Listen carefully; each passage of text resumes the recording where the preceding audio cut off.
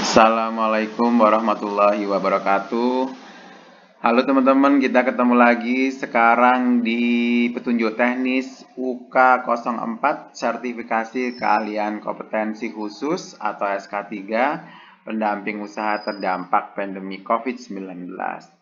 Alhamdulillah ya, mudah-mudahan tetap semangat untuk mengisi atau melengkapi eh, administrasi ya, sebagai bukti bahwa pekerjaan yang teman-teman lakukan di lapangan itu bisa mempunyai keyakinan ya, yang memadai oleh tim penilai sehingga teman-teman sekalian bisa mendapatkan sertifikat atau sertifikasi keahlian kompetensi khusus ini. Maaf teman-teman ya, sambil batuk. Oke, jangan lupa awali dengan mengisi nama lengkap, kemudian lembaga, nomor HP atau WA, nomor register kalau ada, dan korwil atau korda saudara. Baik, untuk unit kompetensi yang keempat ini, teman-teman sekalian bisa menunjukkan bahwa mempunyai kemampuan melakukan pendampingan penyusunan rencana resiliensi usaha. Resiliensi itu kalau tidak salah adalah kemampuan kita untuk beradaptasi atau kemudian juga untuk tetap berada dalam masa sulit dan survive gitu ya.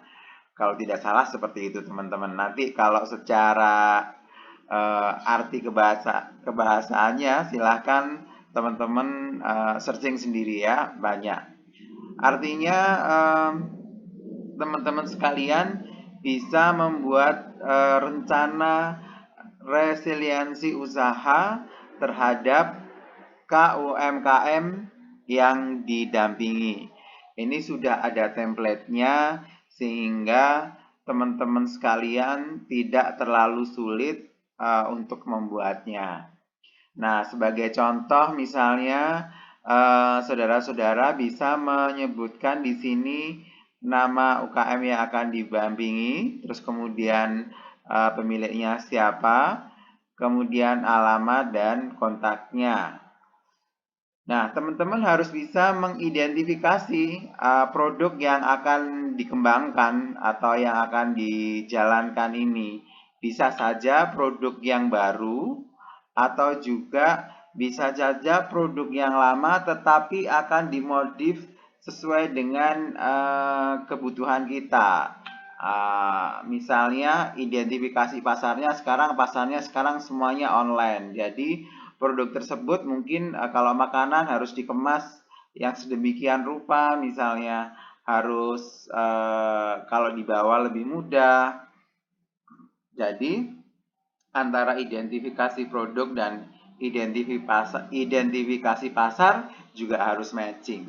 Atau bisa juga rencana resiliensi usaha ini terhadap produk baru misalnya. Kalau sebelumnya itu misalnya usahanya adalah membuat pakaian jadi, mau membuat sekarang itu masker gitu ya, yang bentuknya tertentu atau dalam bentuk lain yang unik ya.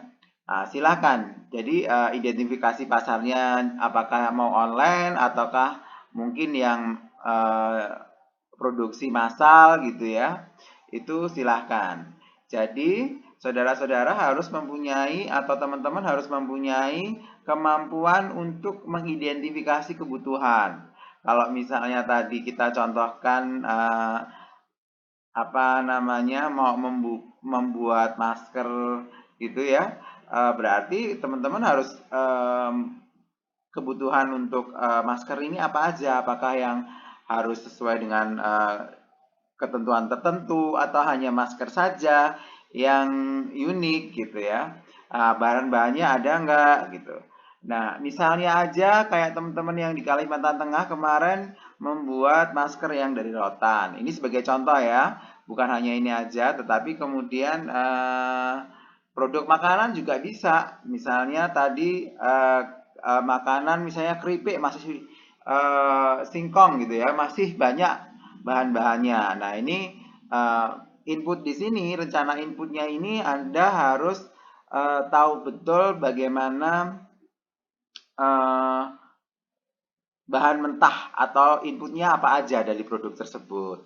Kemudian strategi efektivitas dan efisiensi itu terkait dengan waktu dan beban ya atau biaya. Nah ini seperti apa? Apakah tadi kalau misalnya masker rotan itu lebih mudah, lebih cepat juga mengerjakannya, waktunya juga lebih mudah. Kemudian kalau keripik singkong nanti keripiknya apa yang mesti dilakukan gitu ya.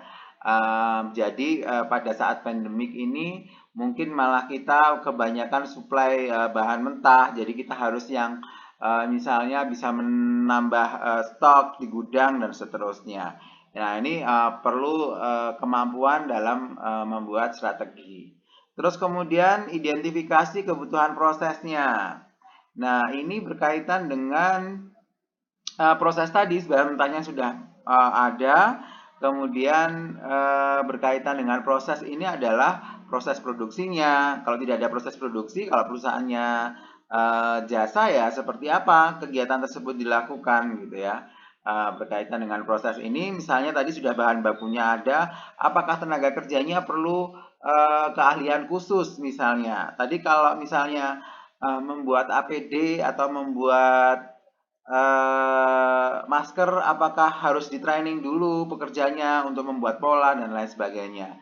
Lalu strategi dan efektivitas yang dilakukan ini seperti apa, efisiensi biayanya, kemudian efektivitas waktunya. Jadi lebih kita apa harus kita lihat betul ya strateginya. Kemudian outputnya silahkan saudara-saudara kasih masukan untuk outputnya. Misalnya tadi diperoleh produksi masker yang standarnya sesuai dengan standar kesehatan misalnya, atau masker yang bentuknya unik. Kemudian juga outputnya kalau makanan bisa saja makanannya sekarang tetap rasanya dari segi rasa tetap, tetapi mempunyai kemasan yang lebih mudah untuk dibawa pergi atau dikirim keluar daerah gitu ya. Karena kita akan jual online. Nah, strateginya apa? Mungkin bagaimana output tadi itu strateginya dengan produk tadi gitu ya. Entah kemasannya dan lain sebagainya.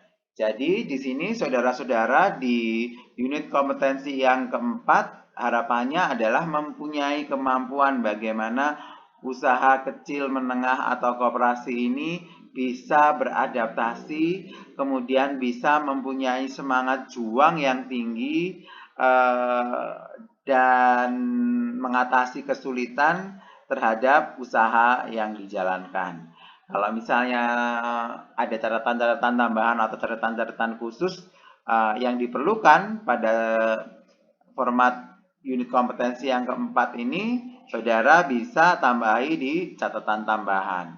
Artinya, di sini kita akan melihat bahwa memang saudara mempunyai motivasi untuk merestrukturisasi usaha, bukan ya, tapi melakukan resiliensi usaha. Jadi tadi dari beberapa identifikasi dan strategi, harapannya sekali lagi teman-teman pendamping mempunyai kemampuan yang memadai. Ya memang ini perlu tambahan pengetahuan, perlu dan seterusnya. Saya yakin teman-teman udah sering sih sebenarnya, tinggal hanya menuliskan saja identifikasi kebutuhannya serta strategi efektivitas dan efisiensinya dikaitkan dengan kondisi saat ini. Jadi kira-kira itu pengalaman saya yang bisa saya sampaikan kepada teman-teman yang akan mengisi unit kompetensi yang keempat. Mudah-mudahan tidak susah ya. Kita akan ketemu lagi nanti di unit kompetensi yang kelima. Selamat mengerjakan. Assalamualaikum warahmatullahi wabarakatuh.